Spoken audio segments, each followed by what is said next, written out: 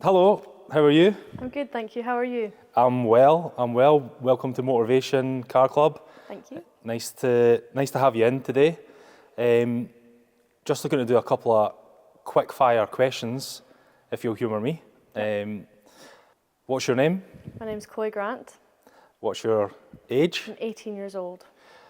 Hometown? Perth, Scotland. And your profession? Racing driver. Chloe Grant, welcome to the What Drives You podcast. Thank you. I have another couple of quick questions if you'll indulge me, because obviously we're surrounded by some performance cars here. What's your dream car looking like? My dream car of all time, I'll have to say a Mustang GT. Really? Yeah, That definitely. is that's a curveball actually. It's not what I anticipated that you would be saying. Yeah, I think I kind of get that a lot when people ask me that question, but it's because when I was younger, not so much now, but me and my family used to go on holiday to Florida a lot. Oh, okay. And Mustang GTs are like Yeah. everywhere. And me and my dad used to play this game of every time you say Mustang, like it's like yellow car. Yeah. But the thing is, obviously here it's very rarely that we get to play it, whereas over there it was constant. Yeah. And we'd always come back from the holiday and it was a competition to see who'd win. And I don't know, I guess since seeing those kind of muscle cars and Mustangs from such a young age, I absolutely love like the bodywork and everything about them. They're pretty captivating as well, particularly when it comes to presence on the road and just raw power. You can't miss them. No, you just need to appreciate everything Yeah. about them. Okay, I'll maybe need to have a think about getting some muscle car stock in motivation for the next Definitely. time that you come in. Get your interest piqued. Another quick fire question, seen as from the racing car perspective, did you pass your driving test first time? I did, so it's actually quite a good story that a lot of people liked. Because obviously I got my car racing license when I was 13, so I know how to drive a car from 13 years old. So everyone was kind of like, "Oh, do you think you'll pass first time?" And I wasn't worried about the actual driving the car. It's obviously just kind of learning the rules of the road. And a lot of people said, "Is it really hard to jump in a car and obey the rules?" But honestly, I don't think it is at all, because obviously it's a completely different mindset. I mean, there's no roll cage, you don't have your helmet on, you don't have the same safety measurements, and you're in a car that's kind of almost made for luxury rather than performance. So it's a completely different mindset, and yeah, it wasn't easy. Obviously, like there was things, for example, like turning the wheel, feeding the wheel instead of just crossing your hands, like just things like that. But yeah, I turned 17 on the 20th of March last year. On the 27th, I did my theory and I passed. Good. And that was the Monday. And then I immediately, as soon as I passed, I went onto the website. And there must have been a cancellation the second I went on that website, because there was one for that same week on the Friday. And I just went, I'm just going to do it. And I hadn't done any lessons on the road yet, but my instructor was really good and he made quite a bit of time for me from Monday to Friday. And yeah, I managed to pass first time, so I think I got quite lucky with that.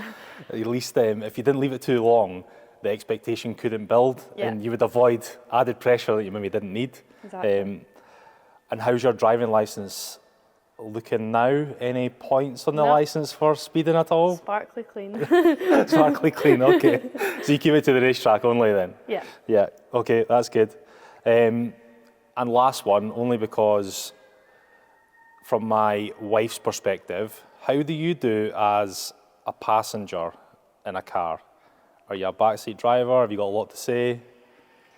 Oh, it depends. If we're talking about on the roads, if I'm with my family, I'll admit I'm quite judgmental. Well, but like if they do something that I wouldn't do, I'll be like. That's really self-aware of you to say that. I would just say why did you do that or something. But I'm not. My family are actually quite good. To be fair, I don't find myself getting on at them, apart from like, Dad, keep your nose away from the butt of that car in front. That's about it. But when it comes to, for example, I go to Loughborough College and I'm surrounded by only racing drivers, I get in very, very small amounts of those drivers' cars, because I know that some of them want to just go fast, and I'm not really willing to risk that on the road, if you know what I mean. I'd rather wait till the circuit for that. So yeah, I don't get in quite a lot of people's cars when I'm at college, probably just one or two that I know aren't going to take the risks on the road that others will.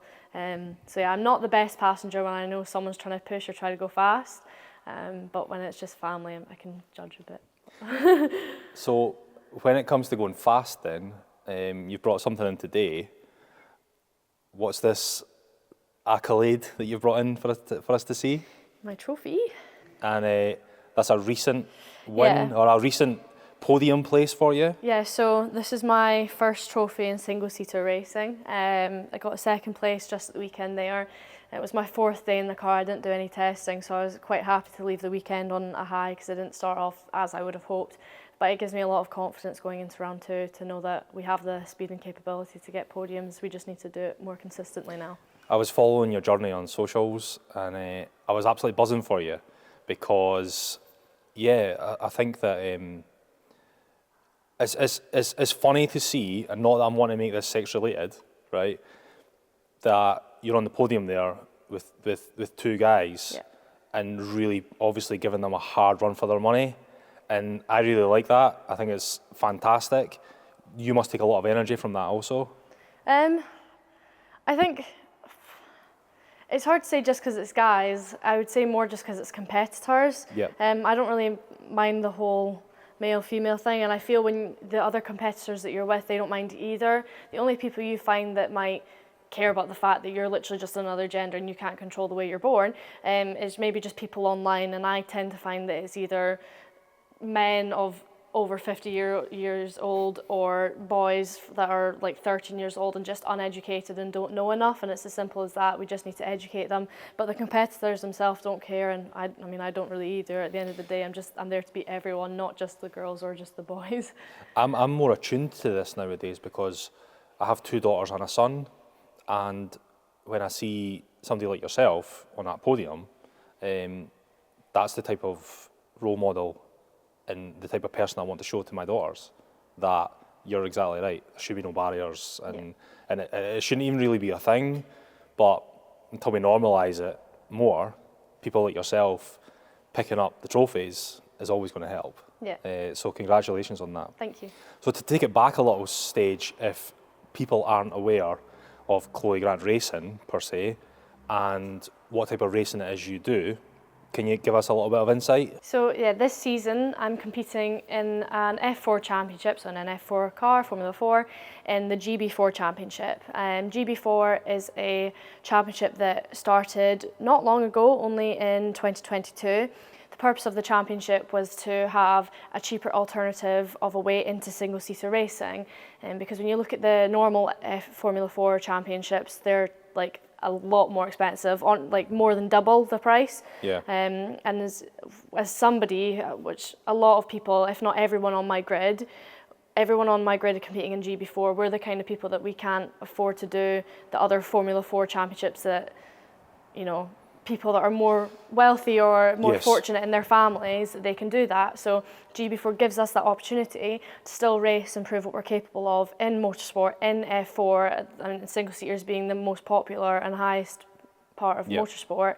It gives us that opportunity to perform well on a budget, and still with fantastic racing and great prizes as well. So when you're saying single seater, it really is just a version of what you would see on a Formula 1 track. Like a single seater, you're there with essentially as similar to a Formula 1 car.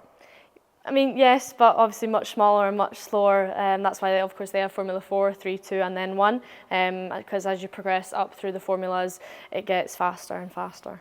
It's funny how sometimes when you look back in the history of Formula 1, you're probably racing in right now of what race cars maybe in Formula 1 years and years ago might look like. So it's obviously you're just maybe following the progression, but I suppose that's only natural based on the budgets that at play in the actual Formula 1. Yeah. That it'd be difficult to be racing in so many categories operating on that scale. Mm-hmm. What type of speeds then did these cars go up to? Formula 4, typically top speed is 150 miles per hour. Okay, that's pretty scary. It's not that as scary as you think. I mean, especially if you look at onboards of Formula 3, Formula 2 and Formula Regional. I mean, they are much faster, of course, especially of Formula 1, as you know, is the quickest. But I think the thing with single-seaters, it's not just the speed that you're going in, like so low to the ground in such small Yeah. cars. It's the downforce from the front and rear wing that's incredible. The speed that you can actually carry into a corner. I mean, if you watch like saloon cars or British touring cars, you'll see how much they have to slow it down and how much you can see the weight transfer through the corners. Whereas for us, you don't see it as drastically, although it's still there, but the speed that we can actually carry through the corners is much more significant. Yeah, everyone, the go-to question is how many brake horsepower does something have? But obviously at Motorvation, when we're chatting to clients, it's not all about that. It's what purpose you're looking to use it for, and that does come into it. However, the Lotus, for instance, we've got here, maybe only has half the brake horsepower of some of the saloon cars, but it's twice as fun in the right conditions. So yeah, it's just education, I suppose, on the cars, isn't it? Yep. So what type of locations are you racing at in your race season? Just this year, I'll be national only currently. So all in England, like the Formula One track, Silverstone. Yes. And there's Donington, which F1 used to race at, and also Brands Hatch. There's also Snetterton and Oulton Park, which we just raced at. And yeah, so it's all based in England. I'm sad to not be international as I was last year. That was incredible, but I need this second year in this championship to kind of give me, what you typically find with racing drivers is they go into a championship and they have a learning year where they don't do that great, but they're learning everything about the car, the tracks, and obviously getting to gel with the team. And then they do a second year in that championship to progress and try win the championship. So it's kind of a learning and a push year. However, I've never had that opportunity because when I first moved into cars in 2021, I won a scholarship for the Junior Saloon Car Championship. I was planning to do a second year of that in 2022, and then I got offered an incredible opportunity by Laser Tools Racing, my sponsor, to make the move into single-seaters, which obviously for me was a dream come true because I never thought we'd be able to do that. And that was in GB4 back then, so I did get a season in GB4 in 2022. And then 2023, I got an incredible opportunity with ART Grand Prix in F1 Academy that there was no way I was saying no to it. But if anything, it was almost a year too early for me in the stage of my progression and driver development that I was in at that time. It was maybe a year too early for me to show my true potential. So that's why I've come back to the GB4 Championship to have that second year that I missed out on with the better team and try push for much better results to show what I can do in a second year. The F1 Academy must have been one hell of an experience though. Yeah, it was incredible. Everything that I know about single-seaters and driving now I learned in F1 Academy from ART Grand Prix and my teammates. And you're travelling across the globe? Yeah, it was a bit surreal. I mean, I was only 17, going to America and all over Europe to race. And yeah, my family obviously absolutely loved it. And people always think that you can get to go and see and do tourist things. You don't. It's hotel track, but the weather is fantastic, obviously. And yeah, even to get race alongside Formula One on their weekend was unbelievable. You must have came across some quite inspiring people in that the Formula One series, especially when you're globetrotting. Is there anyone notable that's kind of inspiring for you? I think honestly the main people for me would just be my team I was with last year, ART Grand Prix, because I mean they're such a professional team. I mean they won F2 Championship last year. They've won so many championships, so many races. They're just so good and so professional. Yeah. And everything I kind of learned from them as a collective was just so valuable, and I was really, really sad to leave them. And of course, one of my teammates, Lena Buller. Lena is a Swiss driver who is, Lena's 26, 27 now. And the way that Lena kind of took me under her wing and taught me everything that she knows and kind of taught me how to speak about a car and get that feeling for a car and what is right for me, and then debrief to the team the correct instructions so we know how to work together and push together. Yeah, I dedicate so much of everything I know to Lena and all of ART. Fantastic. It's great when people are cheerleaders and help take time out of their own schedule, because obviously I'm sure she's conscious she was there herself at one point. And yeah, and people that are further ahead on the journey, they've always got mistakes and insights that they say, don't do this or don't do that. So I'm sure it sounds like you've got a good relationship with her. How did you enter into the world of motorsport? I entered into motorsport because my older sister Lucy Grant, she started karting when she was around 14, 15. And the reason that she did that, I mean, my dad didn't push us into it, even though he loves motorsport, he loves bikes, he loves Formula One, he's loved it all his life. He has bikes and he's travelled all over Europe with his pals on his bikes. But he never pushed us into it. I think having 3 girls, he wouldn't expect to be a part of it.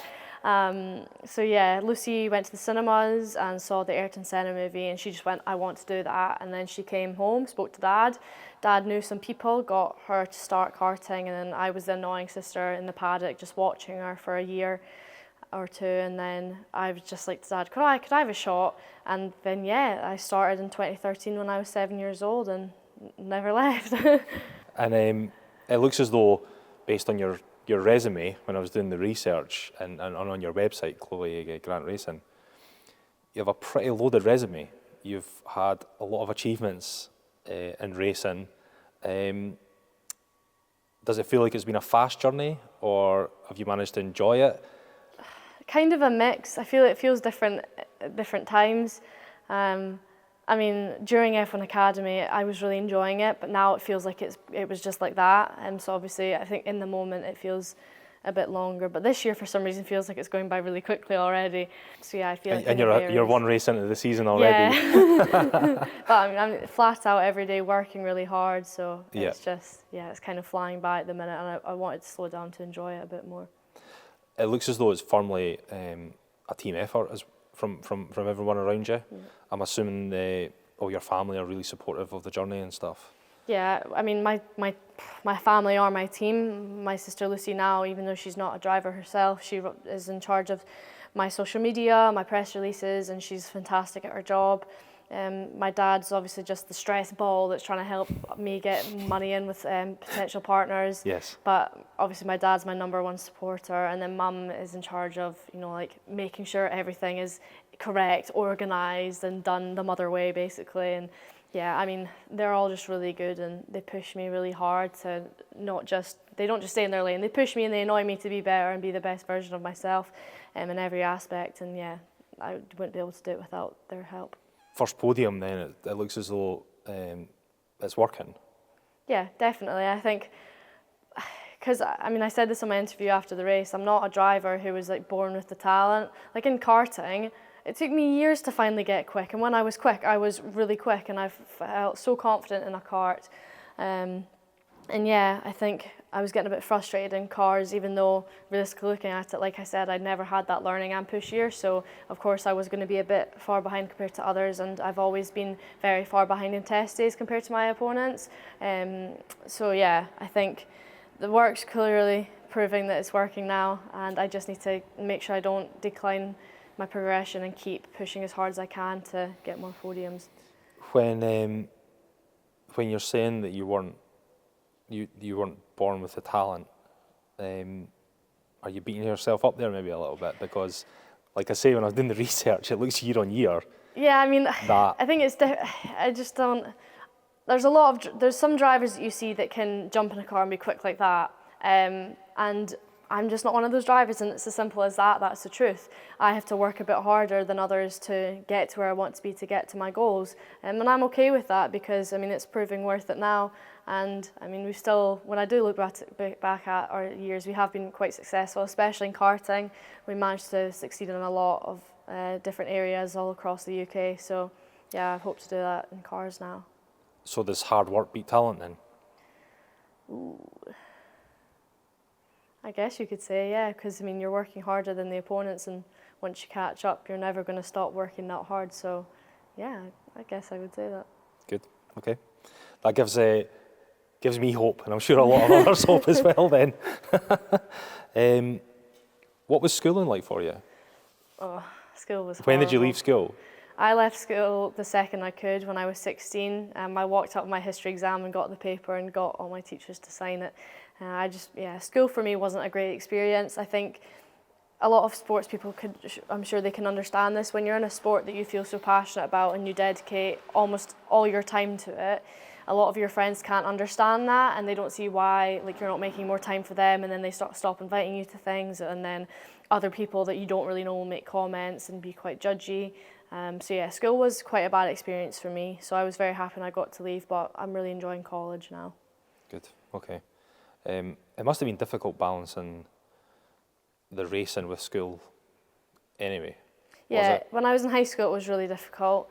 I think as well, I mean, my school weren't bad. I've heard of schools that are a lot worse, but sometimes they can't fully understand why you actually have to take so much time off. Whereas my college have obviously been fantastic about it.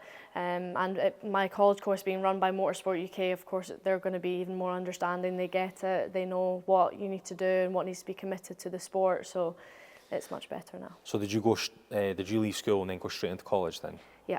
Yeah. And what college are you attending? So I'm at Loughborough College down in England on a Motorsport UK course. That is the DICE programme, so it's a Diploma in Sports Excellence in Motorsport. And did you have that opportunity there when you left school?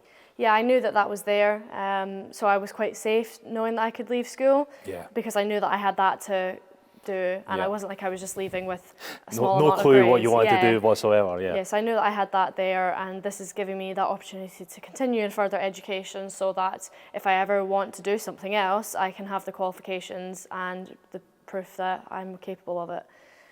So you've went from balancing karting throughout high school and now your racing career's going from strength to strength, and you're still having to do the studies and your college work, and it looks like a relatively prestigious college. Doesn't look as though that anybody can just go to that. Well, I mean, I think the college itself is mainly supposed to be based on like sports. It's a sporting college. However, there are like, art students that go there also, and I think there's a few other categories that can go to the college. But I mainly see sports people. Like myself, I'm on the course that Motorsport UK set up, which is just racing drivers. So in that course, it's only 20 students each year that get picked, and it's a 2-year course. But then outside of England, each year only 2 people can get picked. So being Scottish, I was one of the 2 in my year that was lucky enough to get picked to go. Okay, you must have been excited then. Yeah, definitely. I think it's brought me a lot closer with other drivers, and even though I knew of some of them before, now I know them all really well, and I have much closer friendships. Yeah, I suppose you are who you surround yourself with, and if you're sharing a classroom with people that are like-minded, it's going to be a much friendlier environment than people that don't get it. Yeah. So it would be great if every school and environment was set up in such a way that people could lean into more the things they were passionate about and are interested in, rather than the structure of the academia. Yeah, exactly. I mean, when I look at this, I don't know if it's official. I don't know a lot about. I should read more about the news. Let's say that. My mum will get on at me for that. She tells me I need to read more news. But when I read a statement saying about Rishi Sunak was saying that students had to stay doing maths and English till they were 18 and they couldn't leave and go to college early. I mean, for me, from a sporting person's perspective, that wouldn't have been possible. I genuinely don't know how I would have coped with having to do that. I mean, I'd be still doing it now, which, I mean, with all the pressure that I'm already having to do and work on every single day, I think that would just be added. So I do feel for the athletes that might have to go through that, because I don't know how I would be able to do that. And this college course has saved me massively, and I'm very happy to be on it. I know people that have got really successful businesses that probably couldn't pass a maths or English exam, yet they're employing like quite a lot of people. They're like, successful in their own right, but each to their own. It's not about being restrictive; it's about being supportive. Yeah, exactly. And obviously, the college course that you're on being limited to only 20 people, like you're all going to be very focused. You must take a lot of energy from that when you're actually having to balance racing as well as doing the studying, because I'm sure the racing is still more fun than cracking the books, is it? Yeah, I'm not going to argue with that. I've also got obviously the racing, the college, and then my training for the sim and gym, and then also trying to get more partners on board, which is quite difficult. So there's a lot going on, but I mean the past couple of past couple of months, I've been really struggling with trying to keep up with everything. So I did have a call with my college, and they were so supportive, and they said, you just sort yourself out and then we'll come back and finish the college work. So they've been fantastic. It's not like they're saying, oh, there's no way it's taking up so much time, and they're not being unsupportive. They've actually been really good with me and really understanding, and So what does a week in Chloe Grant's life look like then? I mean, if I'm not racing, it kind of varies. I mean, I could be here or down south, but typically I'm constantly trying to, like this week, for example, I've been at home, so I've been constantly working on trying to get other partners on board to obviously help raise more funds to help me compete and race the rest of the season. So alongside college then, you're getting partners, as in you're meaning like sponsorship? Yeah, exactly. You're doing that? Yeah, I have to do it myself. I mean, obviously my family try to help the best they can, but it's just us doing it. And then when I'm away, I'm still trying to do that whilst training. I train at Eyes on Driver Performance near Silverstone, so I'm there for like weeks on end training there. But even in between like sim sessions and gym sessions, I'll be going back to working on sponsorship. So do they teach you in your college course how to raise sponsorship? They mention it and they speak about it a bit, and it's very helpful. But honestly, because I've been doing it for so long, and kind of before I was even on the course, I've kind of got my own way of doing it now. But still, things that I've learned from the college has really helped putting input into me doing this. I'm surprised that you've obviously, like you're saying, you've got a really good team and really supportive. Is it the race seasons in some extent not funded? Or are you out there actually having to beat the drum and raise the fund yourself? Yeah, so all racing drivers, unless you're getting crazy amounts of money from sponsors, or you're in GTs and you're a factory driver, or you're in Formula One, every single racing driver has to pay for their drive. You pay the team for a service basically, to race for them for a whole season, plus as many test days as you can afford or want to do. So you have to pay for every year that you do until you get professionally paid. So where are you at in this season? At the moment then, you have your sponsors and partners lined up, or are you constantly looking for help? I have the same partners that I had last year, so Laser Tools Racing, John Clark Motor Group and Specsavers, which is fantastic, and their support has been incredible, but there is still more to be found, still more work to be done, so that's why I've not stopped looking for other potential sponsors to come on board with me, because there is still more that I need to find, so that I'm not just giving up and relying on my parents, because my parents aren't like some of the other families in motorsport. We don't have the money to do this, and I wouldn't feel comfortable laying it all on their shoulders anyways, because my dad's done enough, he really can't do any more. And I've been working really hard to try to get more people on board so that I don't have to make my parents' wallet suffer. Yeah, I'm sure as a family it's been a massive commitment to get you to where you are right now, and it's surprising to me that you're maybe needing to do as much as you are. Is it quite relentless? Yeah, it's full on. I mean, I was flat out doing it today. It's full on when I'm here. And then on the weekend it kind of stops, but on the weekend you still like draft emails to send first thing Monday morning kind of thing, or try arrange meetings if you can. So it is pretty non-stop. So when I get a second to relax, it's sometimes really, really nice. But that's quite a rare occasion now. And then you're combining that with PT, training, college. It sounds like you're a busy person. Yeah, especially on the simulator. I mean, the sim training that I do to prepare for the tracks I'm going to race at, minimum 2 hours a day, minimum. So already that's quite a lot of time taken out. So. Yeah, and then obviously gym as well, minimum 1 hour, hopefully usually more than that. So it's quite a lot of hours to try and balance everything in, but it's just the way I chose to live, so it is what it is. I think it's impressive to me that not only, like everybody needs to juggle things in life, okay, but not everybody then needs to go and compete for their occupation. Yeah. And as much as everyone's like, oh, life's a competition and stuff like that, like I know when it comes to business, it can be quite tiring some weeks. Yeah. Particularly when you get more no's than yes, and you get more losses than wins when it comes to things that you're trying to pursue. How do you deal with that mentally? Yeah, you get a lot of no's, like a lot, but unfortunately that's just the way it is. I think especially with like living costs right now, some businesses are, Feeling people the are pinch. taking a bit more of a hit than they expected. So I can understand it, but yeah, it can be quite frustrating, and you can sometimes lose a bit of hope, but then you get a bit of light from someone and then it's good. So it is very up and down, and as life usually is, there's more downs than ups. So yeah, that's just how it goes. I always tend to find in my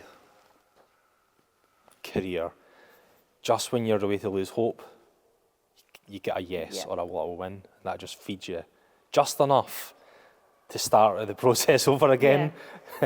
And it's like you're a glutton for punishment. But yeah, it's certainly taken me by surprise how much time that you're allocating and how much you're on the hustle. It's my whole life.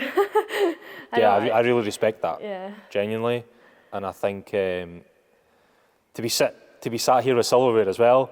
Yeah. Is very happy. Is impressive while you're having to juggle all of that. So well done you. Thank you. So the simulator, 2 hours a day. Minimum. Just to put you in the mix and give you enough edge that you're competitive on the day. Simulator, when you don't have some of the money to go testing like others might, even though the Sims is not the exact same as being on the track. Sorry, just to interrupt there, right? Testing, you have to fund the testing, I'm assuming then. Yeah, you pay for every time you drive the car. Right, okay. So and it's not like a fixed. No. This is your season. This is it. Well, typically you'll have like a fixed budget, and it does include the season plus a certain amount of test days. So yeah, there is usually a fixed number. But if you can't do that certain amount of test days, or there's additional days that you can't do and others can, then the simulator is a great way for kind of practicing when you can't actually be there. Even though it's not the exact same, it's as close as you're going to get. But for me, the simulator is. So did you have less test days than the competition at your last race? Oh yeah. Yeah, I didn't do any testing for GB4 this year. I jumped in the car on the race weekend. I didn't do any testing. And came second? Yeah. I was. Are you serious? Yeah, it was a very last minute decision. I was testing for a different championship, and then something happened that we couldn't commit to that, and it was that week that we just said, okay, we were going to do this instead. So it was like that not week taking anything away from the rest of the field, because I'm sure like they done their utmost, but if it's just boiling down to finances, that must be really frustrating. Yeah, well, I think if we made the decision earlier, we could have definitely done some test days, but unfortunately just how it ended up, we didn't. And when I looked at the data and more into depth of my Oulton Park round 1, there is still a lot of work for me to be doing. But I do think Oulton's my bogey track, and I really like Silverstone, which is next. I'm quite excited about Silverstone. But yeah, I think, I didn't have any days, but yeah, the simulator is great for it. I mean, I mainly use it for example, I've got Silverstone coming up, so every day I'm just doing Silverstone, and it's not just like, just doing laps. You then look back at, because it like records it. Like the data. Yeah, you look back at it. You look back at it, look at the data, look more into depth of where you're losing time from maybe your slowest, the time lap you did before to your quickest lap kind of thing. And of course you can go online with people as well, which is really helpful, the other drivers, and compare with them. So it's not just driving and learning the track, it's actually focusing on where you can actually improve, and like it's not just seconds. So we work in tenths or hundreds so it's pretty crazy the times that we work in, and it's trying to improve every single bit everywhere that you can to make sure you're best prepared you can, so that the second you get there you can hit the track running. But I'm assuming it's not going to be the same as being out there. It's not the exact same, but it's as close as you can get. Yeah. And I definitely. So I'm assuming you're phoning as well, maybe potential partners and stuff, to try and increase your ability to get more testing days leading up to these important races. Without practice, there's no way of. There's no way of like completely catching up with the grid. I was looking at. There's a championship that I wanted to do this season. and I did 4 days testing, and I mean before that others had done about I think it was like 5 or 6 days, and then from the time that I got out of my car after the 4th day to, let's say, now, those drivers have probably done another like 10 minimum, like another 10 days. Like there was no way I was going to catch up with that, and they could just do the testing.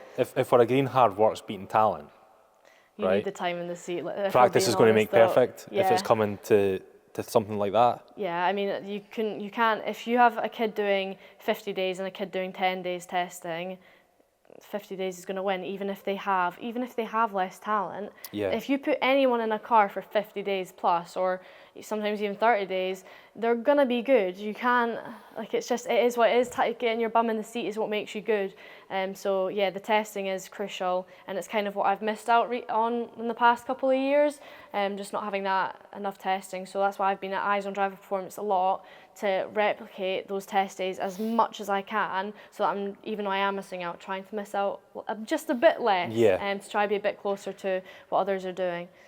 Not again trying to come back to the sexes, but do you think it's harder for you to get partners, or are you at an advantage? See, I spoke to another driver about this, another female driver, and we both had very opposite views on this, which I found interesting. I personally think, well, I'm kind of a mix now that I spoke to her, but when I spoke to her, I said I think we have the advantage, because there's a lot of businesses that like to kind of tick off that box, if you know what I mean. Which is a shame if that's the only motive. But I mean, are there some... It's certainly a point for discussion, isn't it? Yeah, definitely. I think there's a lot of businesses that like, oh, you're a girl in motorsport, that's incredible, like they really like that. And then there's other people who are generally just really interested in motorsport, kind of like John Clark Motorsport, for example. John loves motorsport. He couldn't care if I was female, male. He couldn't care less. He just loves motorsport, and he likes me as a person, so he chose to support me. And then the same with Laser Tools and now Specsavers, of course, as well, since they've gotten to know me and like me a bit better. So I think everyone's different, but her perspective of it is that we have the disadvantage, which I personally don't agree with. I don't think we have a disadvantage. I think because we're more unique in a way, I do think we have that slight upper hand. But realistically, I think if anybody that tries to approach sponsors in the correct way, of somebody who's interested in motorsport, I don't see how, as long as you do it right, surely I don't think gender really, they're going to say no because you're a guy or a girl, unless of course, you know, sometimes you get the businesses that are much older owners and they're a bit stuck in old-fashioned ways, and then they'll say no because you're a girl. But I've not really had that. So yeah, I mean, I've been quite lucky. Typically I've kind of, I don't know, I was with John Clark, like I just walked into his office. I was quite just brave, and then Laser Tools found me, and then Specsavers was through like a family friend of a friend of a friend kind of thing. So I've been quite very fortunate in the way that I've managed to get my current sponsors on board, and obviously they've decided to stick with me. Laser Tools Racing and John Clark Motorsport for 3 years now, and Specsavers for the 2nd year now.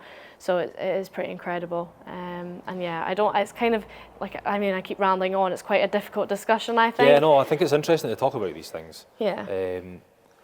Do you think it would help if there was a household name in female motorsport?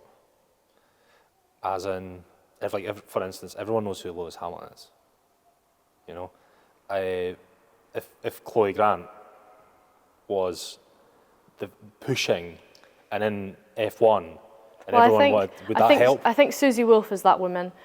Susie's the woman that you hear her name, you know immediately who she is, and she's doing a great job with F1 Academy at the minute and really pushing females in motorsport out there, and she's doing a good job herself. So I definitely think she's that woman at the minute, but I hope there's more women that become what you're saying, and obviously racing drivers especially. I think it definitely needs to be more, hopefully, racing drivers based, but Susie Wolff is definitely doing a fantastic job of that at the minute, and she's that woman that all young girls are looking up to. When it comes to female motorsport, I think of Sabine Schmitz. Do you know Sabine? Yeah, of course. When I was young watching Top Gear, every now and again she would have like a guest spot, and I've seen them. Everyone was just captivated, absolutely phenomenal. And I remember watching one time she took a transit van round the Nürburgring. the Nürburgring. Yeah, I've seen this. It's really good. And she was overtaking like sports bikes Yeah. and proper sports cars, supercars, and she was absolutely leaving them for dead. No, it didn't even look like she was breaking a sweat. It was just phenomenal. Yeah. But it's people like that just push the boundaries for you know, and the personality wise, she had that to match as well. Yeah, is there people in the F1 circuit and stuff that you look to that give you hope, that you think, well, they've managed to break through? I mean, I personally think Lewis Hamilton, to be honest. I think everyone's different. I think it's fantastic to have female role models, and of course, I mean, I've been told I'm a role model a few times, which is a bit bizarre. I don't believe you all yet, but it's, yeah, because obviously I looked up to Susie from a really young age, but I definitely think Lewis Hamilton is my biggest person that I look up to. Obviously, because I know as well, he wasn't very lucky financially. He just got lucky with meeting McLaren when he was really young, and they supported him for the rest of his career. So I think him being someone that was one of the very, very few drivers that's ever made it to Formula One that didn't have the money to do it, but just the talent and the courage and the confidence, and now everything he's doing as well. I mean, he's one of the only drivers who pushes out other causes and other conversations that some people feel uncomfortable speaking about. He is just such an incredible person. I was just about to say, he actually does. He's such a great ambassador for all sport, but again, the underdog story. Yeah, exactly. It's just so captivating. But yeah, I think I would probably agree when it comes to F1. Although he gets kind of left sometimes in the wayside on the Netflix documentaries, because he's really so nice, genuinely, isn't he? Yeah. It doesn't make for good television when they're filming Mercedes, but there's other personalities that they certainly have plenty of content to go from. Yeah. So when it comes to Formula One, is there a chance? Is there a glimmer of hope that Chloe Grant Racing can be in Formula One? Has anyone got millions and billions? Of course, yeah, they do.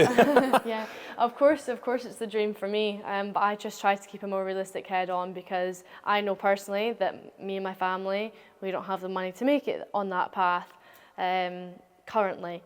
But you know, never know, if hopefully I perform better and someone or some people believe in me and want to support me, then of course it's possible, and of course it's my dream, but I don't want to get my hopes up and dream about it too much. Are you just taking things one race at a time? Yeah, one race at a time, year by year, step by step. What's meant to be will be. Okay. How do you cope with the dangers of racing? You just drive. It's not, I mean... Do you think about it? No, I mean, I thought when I was at Ilton Park, we did a test on Thursday and Friday, and at the end of Thursday the rain was awful, and I just kept thinking about there was two horrible crashes that were in similar rain conditions, and I was like, this isn't worth it. With people in your category, or people that are just general and before? People in motorsport that I didn't know personally and I never competed with, but when you see and hear about them, it's just, and at such young ages, it's not worth it. I think especially nowadays, they wouldn't let you race in those kind of conditions. So I came in early during the test because I genuinely felt unsafe in those weather conditions. But apart from that, no, I mean, when it's just normal wet or dry. Have you been in any accidents? Yeah, I had quite a bad accident last year at Monza, turn 1, lap 1. Something to do with, I was coming in and I had a good start, and then I hit the brake and nothing happened, and I kind of just, my wheels lined up with the car in front, and I went up, over, landed, and then everything was on fire as well, so it was pretty bad. And I did fracture my wrist. But the thing is, in that moment, I'm sure most drivers can relate to this, you don't care about yourself, you're just like, you want to see the car, but they wouldn't let me see the car because they put like a wrap around my neck, because I was thinking of, oh my god, the damage bill, like how much money we're going to have to pay for this. You're thinking that as when you got a broken wrist getting dragged from the car. Yeah, but all I was thinking about was the car's condition, not mine, because I mean, as long as I'm still breathing, that's fine.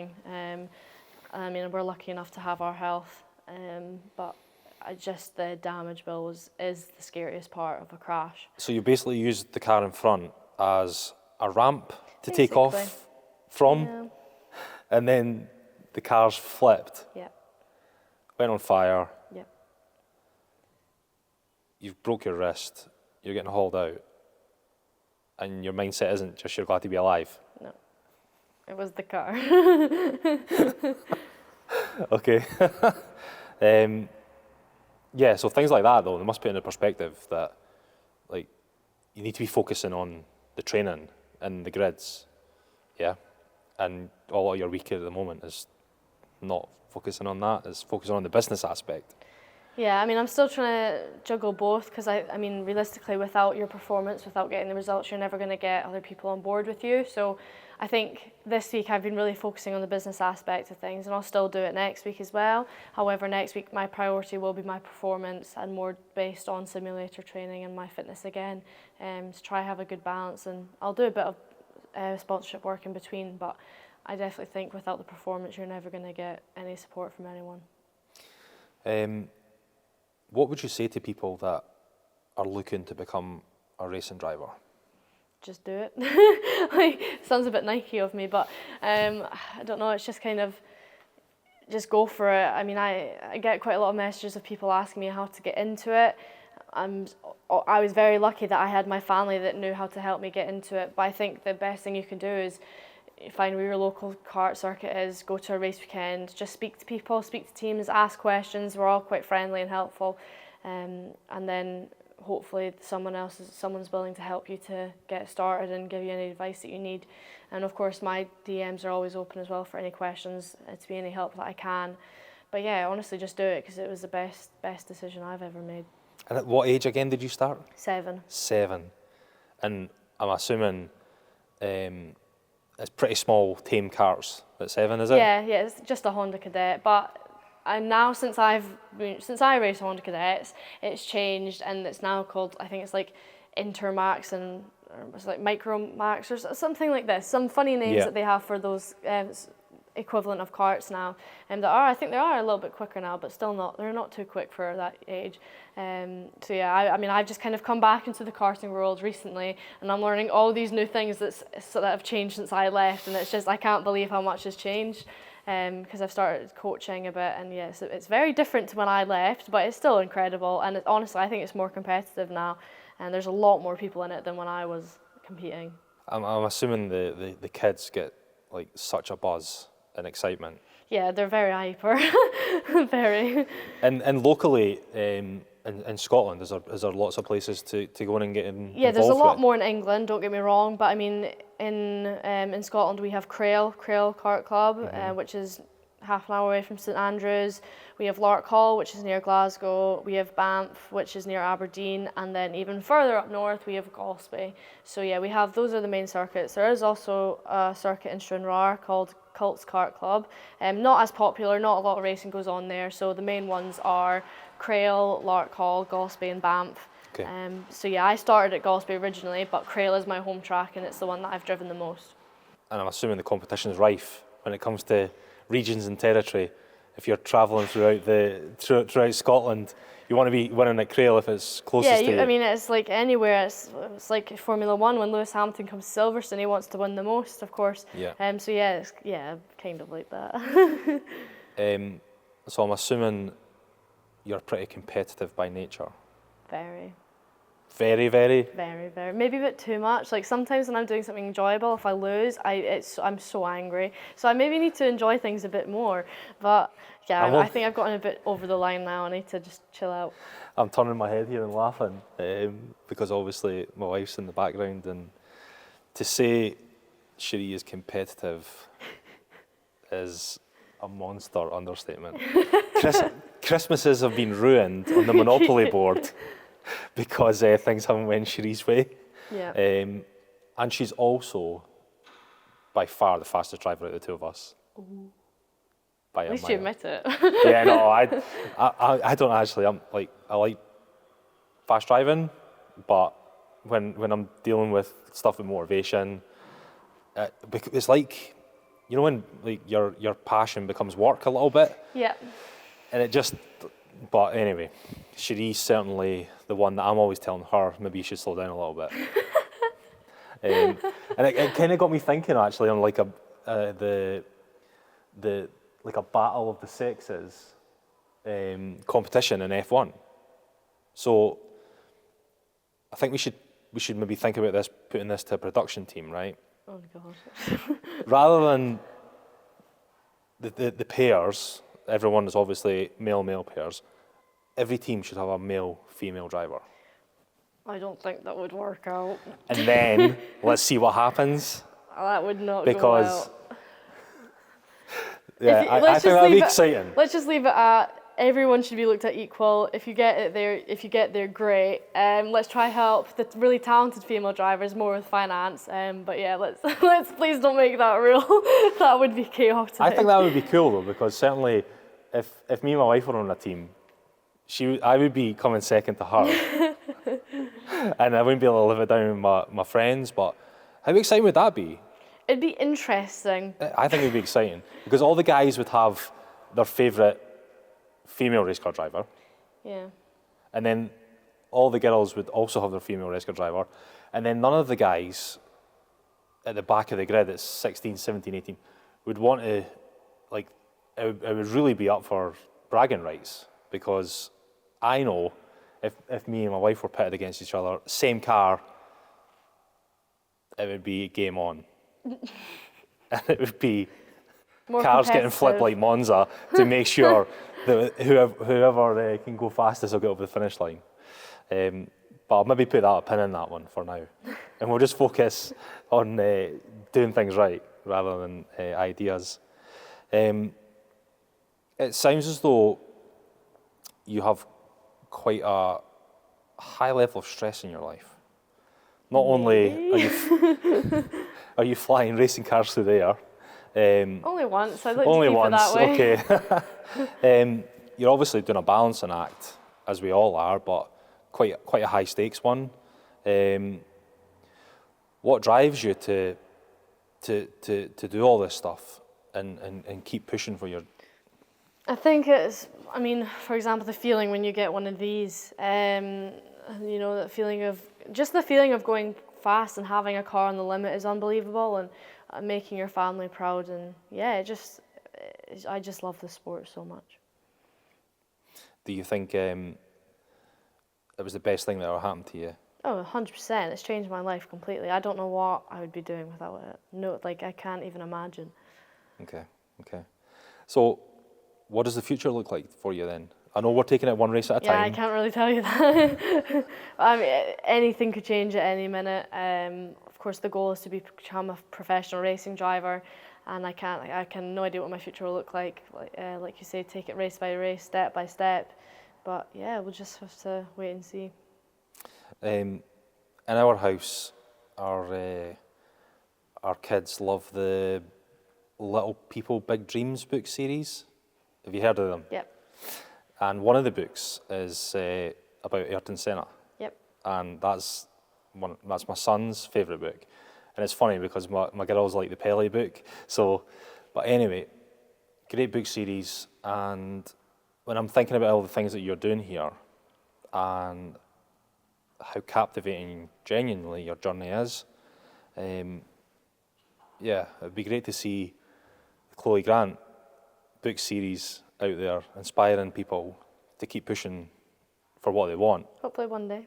Yeah, no, you honestly, I think it's really impressive where you're at. Thank you. At the moment, and yeah, I'm a great champion for people getting out their comfort zone, and I think that there's probably lots of fantastic people and organisations around here locally that would champion that as well. If there's businesses or people out there that want to get involved and partner, what's the best way to get in touch with you? Go onto my website and there's a way to contact me via email or just send a message on Instagram. However, I might get it in like a couple of weeks after because obviously my schedule is very busy, and when I get the chance I go through all my messages and reply to any ones that I can. But I think maybe going to my website and getting my email through there would be the best way of contact. Okay, okay. Well, Chloe, really appreciate you coming in to see us. Thank you for having me. I'll be on the edge of my seat with updates at your next race. And yeah, just really, really impressed. And congratulations on all your success so far. Appreciate that. Thanks.